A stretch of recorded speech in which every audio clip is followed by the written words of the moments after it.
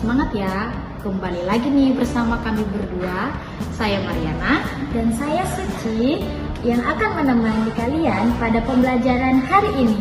Nah, pada kesempatan kali ini kita bakal membahas materi yang sangat dekat nih dengan kehidupan sehari-hari, yaitu tentang identitas diri dan masyarakat. Nah, jadi teman-teman, pernah nggak sih kalian bertanya siapa saya atau apa peran saya di lingkungan sekitar? Nah, melalui materi ini kita bakal mengenal lebih dalam tentang identitas diri kita. Dan juga bagaimana kita menjadi bagian dari masyarakat yang saling menghargai dan hidup rukun. Jadi, yuk kita mulai pembelajaran hari ini dengan penuh semangat. Selamat belajar!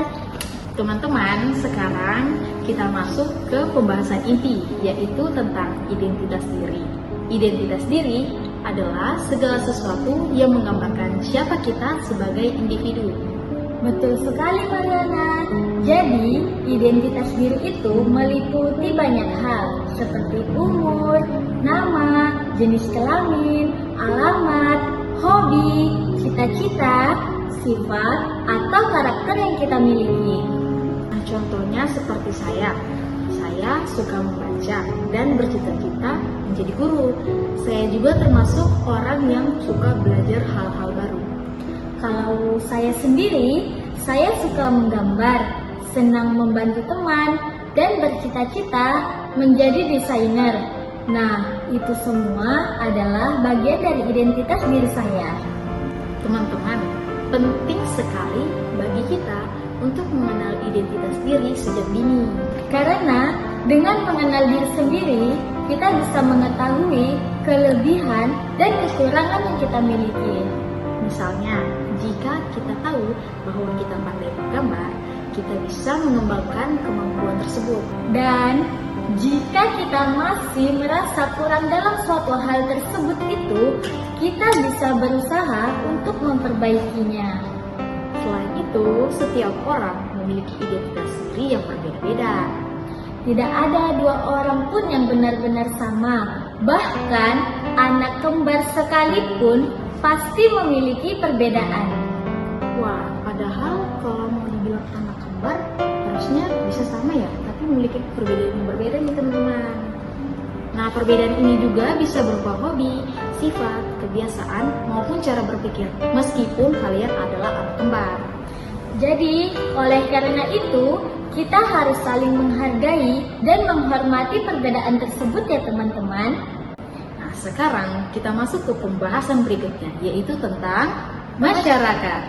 Jadi, masyarakat adalah sekumpulan orang yang hidup bersama di suatu tempat dan saling berinteraksi satu sama lain.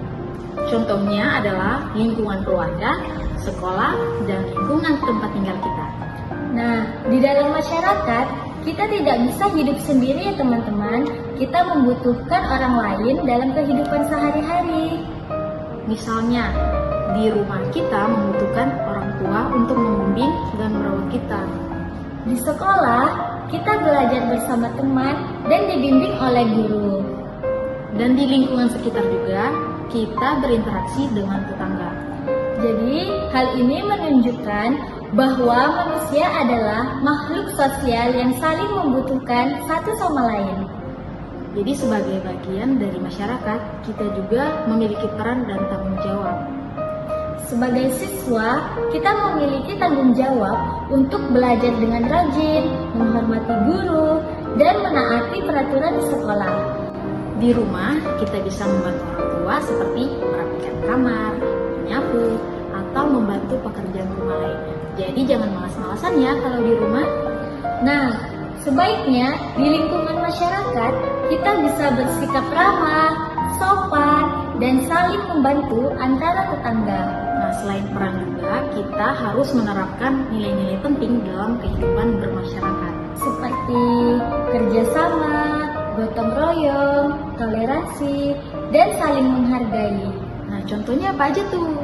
Jadi, contohnya adalah saat ada kerja bakti di lingkungan, semua warga ikut serta membersihkan lingkungan bersama-sama. Nah, dengan begitu lingkungan menjadi bersih dan hubungan antar warga menjadi lebih erat.